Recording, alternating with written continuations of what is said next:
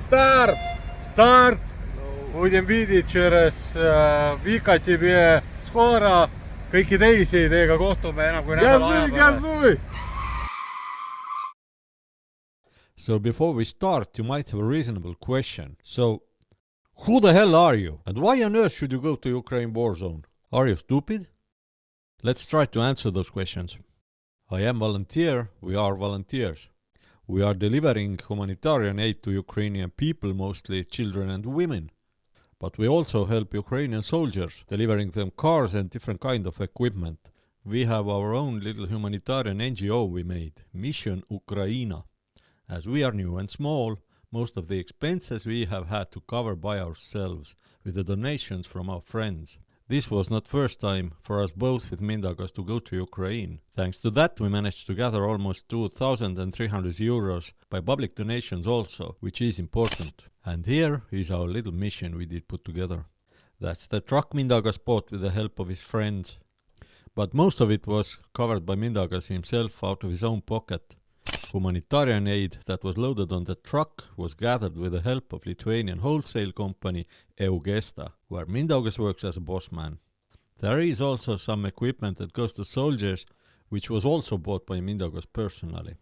But now he has spent all of his vacation funds for this year, and our mission has to do as a vacation. Mrs. will not be amused, but hats off to her. Other 3 cars were bought with the help and donations of my friends, and namely I want to bring out Rainer and Kalev. Those were the Nissan you just saw, then this Ford Transit passenger van, and after that Hyundai Triad passenger van. And those 3 cars were also loaded with humanitarian aid. Those are old cars, but we fixed them a bit and they should help soldiers. And finally this last thing, well yes, we are a bit stupid. Smart people would stay home safe, watch TV, have a beer or 2 and go to bed in a reasonable hour. But you see, we don't get it. Too stupid to do that, so we go to Ukraine. But now, let's start over. Старт! Старт! Будем видеть через Vika TV skoora. Kõiki teisi teiega kohtume enam kui nädala aja pärast. Газуй! So that's how our mission starts. One last picture at Tallinn, capital of Estonia, and off we go. Long road ahead of us towards south, so weather should be going warmer and warmer, and that's really nice. We are driving through Baltics, from Tallinn to Pärnu, from Pärnu to Riga. There we will take a turn and heading through Panevežis to Kaunas, and at Suwalki we are crossing the border to Poland. Around the Bialystok, and we are not going through Belarusia because we would not appreciate being political prisoners in some prison camp and begging for food. So we would cross the border at Ust-Lug and heading through Lutsk and Rivne to Zhytomyr, where cars usually want to break down. From Vinnitsa to the left towards Uman, but you can't see the city of Uman on this map. It is somewhere here. From here we are only driving down south through hills and valleys straight to Odessa. As you probably noticed, we are going to use a lot of different languages. 3 of us are Estonian, 2 of us are Lithuanian, but we are not going to speak either of these languages. Instead, mostly we are using Russian language because that will be useful also in Ukraine, when almost everybody speaks Russian. Albeit they really don't want to speak it, they still do understand, and if you explain to them why are we using, they will probably forgive us. At least that's what we hope. But one who is going to Ukraine a lot should really learn how to speak Ukrainian, because Ukrainians are extremely proud of their culture, of their heritage, and of course of their language. Now during the war it's very fundamental matter.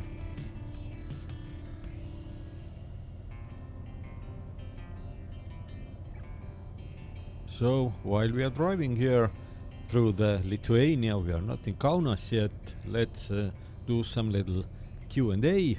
And first question, can you really just simply go freely to Ukraine, to the land where is the war? And the answer is Yes, you can. And if the rocket or a bomb falls right to your head, that's actually your own responsibility, and you should be considering things like that really before. As you can see, we have quite a storm on our way, as if somebody has sent us a message to think actually twice. There is a bottleneck on the road. Truck drivers are blocking the second lane so the idiots won't rush ahead of everybody and keep us waiting forever.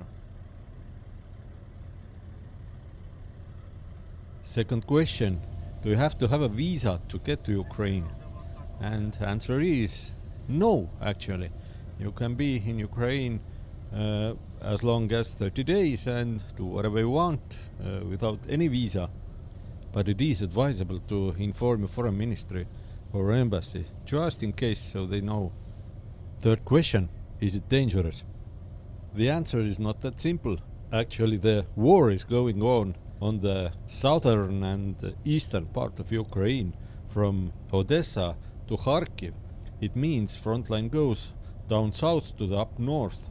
Now, from the front line there is a good 600 kilometers to the western border, which means western cities like Lviv or Lutsk are relatively peaceful, but that doesn't mean rocket or drone attacks are out of the question. Now, when you are going closer to the front line, to the cities like Odessa or Zaporizhia or Kharkiv, well, that's whole another ballgame, because there are not frequent but constant attacks. Basically every night different kind of shit is thrown to the city, like very often uragans, they are very frequent visitors, and of course shaheds.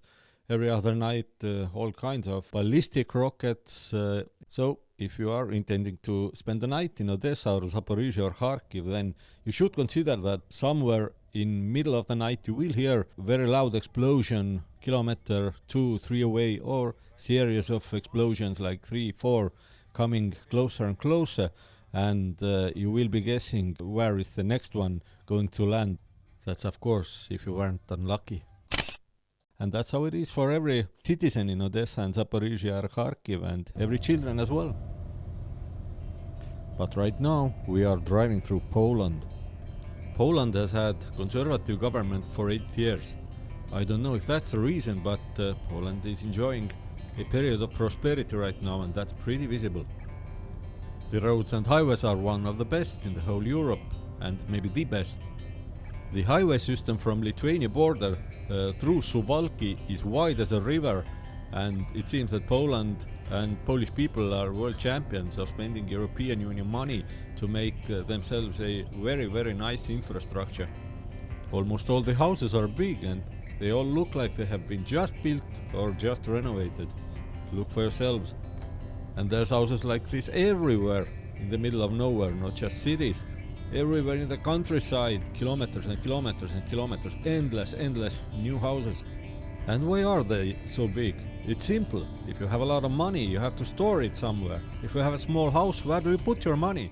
If you have a big house, you can store it everywhere. You can store it in a cellar, you almost load up your first floor, and you leave small room for yourself, and all the other space you will just fill with money everywhere. And if you can't store it in the house is full. Okay, you have a big, really big garden, and you fill this up also with money. You just dig a big hole as big as your whole garden, and you just fill it up with all the money you have. Yep, but time to wake up now. We reached the Ukrainian border.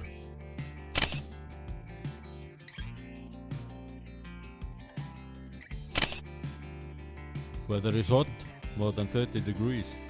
But soon it gets much hotter, because we find out that our declarations are not what they're supposed to be.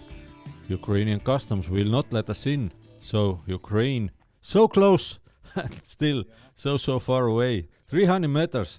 It's a long road if you don't have a valid declaration.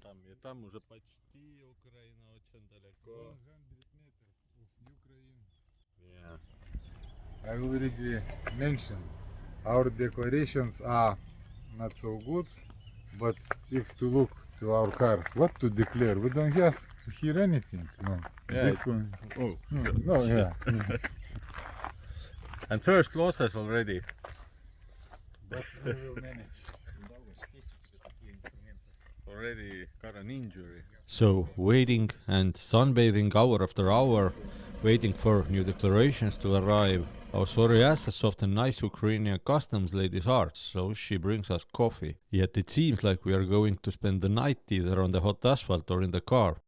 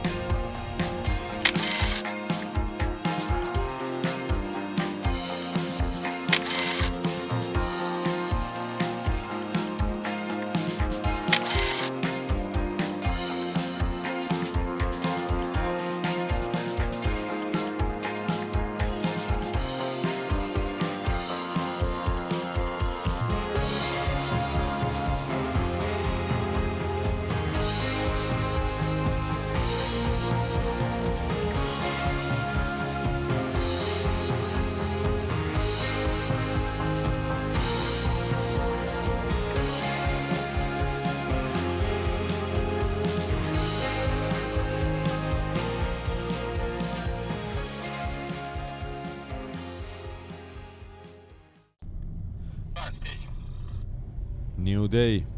We have driven about 70 kilometers and now we have reached the city of Rivne. Let me talk about it a little. Rivne is a medium-sized city, like 250,000 people, so it's slightly bigger than Lutsk. It seems really old. Houses are often needing for repair, but somehow it deepens the impression of history, which has flown by and left its marks to everywhere. I have driven through many times, and mostly when it's dark, at the evenings. Every time I think it should be really cool to just stop and stay there for a couple of days. At both sides of the streets there's countless small squares and corners of all sorts, hidden behind the trees and shadowed by dark, heavy leaves. All kinds of lamps and lanterns, drawing out small spaces filled with warm light and people in it. There's life everywhere. A pretty straight street runs through the city, Soborna Street, just as in Zaporizhia, Soborna Avenue. Yes, same name, but it's not nearly that large. I don't know what it means, and I don't trust Google Translate on this one. And you can see all kinds of houses and facilities that are somehow related to the culture. Theaters, old Soviet movie theaters, memorial statues, churches, but also restaurants and all sorts of cafes. The city might not be new and shiny, but blood pressures its veins with power and the heart is healthy. We will come back someday and I'll show you the nightlights of this beautiful city. Now, let me remind you a picture from Ukrainian border. See this black Nissan with the hood wide open? It's time to introduce you. That is our problem child, Nissan X-Trail. We almost left this car behind because we couldn't fix this turbo. It seems to be somewhat driving, but not certainly in the way it was meant to. Well, now we're in Zhytomyr and it does not drive at all. Gears won't switch. 3 hours we spent trying to figure out what's wrong, then trying to figure out how to repair it. Mindaugas all the time hurrying us up. This little fella keeps swapping out of its slot. Broken car in a foreign city. And oh, did I already say it was Sunday? Anyway, we got it fixed. When the guy heard we were volunteers, he refused to take money. And now we are on the road again. Now there is basically 2 parts left to drive. 150 kilometers to Umain, then right turn, and little under 300 kilometers straight down. The last part of this trip is kind of cool. There's huge valleys, one after the other. Hills go deeper and deeper. Mindaugas can't wait to test his Renault. Last time he drove a Volvo truck which almost stopped in the middle of the climb.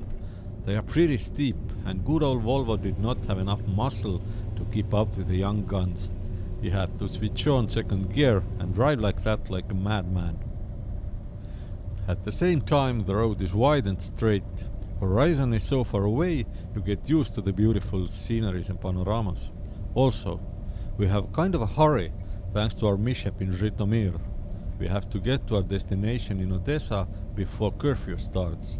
That is, before midnight. We are actually lucky, because in a lot of places curfew starts either 11 or at 10, and you don't wanna get caught after that, believe you me. Here in the middle of one of the valleys, Odessa is not very far away anymore. It seems that we will arrive at the last minute.